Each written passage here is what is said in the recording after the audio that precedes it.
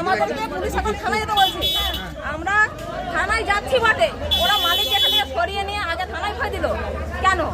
আমরা একটা কথাই বলবো, আমাদের ওদের মাল ওদেরকে দিয়ে দেবো, ওরা আমাদের পয়সাগুলো দিয়ে দিক। আর যদি পয়সা না পায় তাহলে মালিককে যেন পুলিশ আমাদের হাতে তুলে দেয়। মালিকের নাম কি? মালিকের নাম আমরা স্যার জানি না। কোথায় বাড়ি?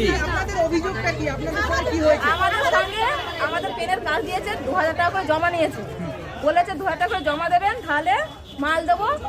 এক সপ্তাহ মাল দিয়েছে, 70 থেকে 250 টাকা। পরের সপ্তাহে মাল দিচ্ছে, 2 সপ্তাহের মাল 500 টাকা, মোট 1000 টাকার মাসে মাল দেবে বলেছে। ঠিক আছে, আমরা তাই এসেছি, কিন্তু এখন এসে দেখছি 2 দিন ধরে ওরা নেই। কোন জায়গায় অফিসটা? কোন জায়গায় অফিসটা? কোন জায়গায়? না, ওদের সঙ্গে কোনো যোগাযোগ করতে পারছি না, ওরা কেউই নেই। আচ্ছা, আপনি কোথা থেকে এসেছেন? আমি 10 থেকে এসেছি।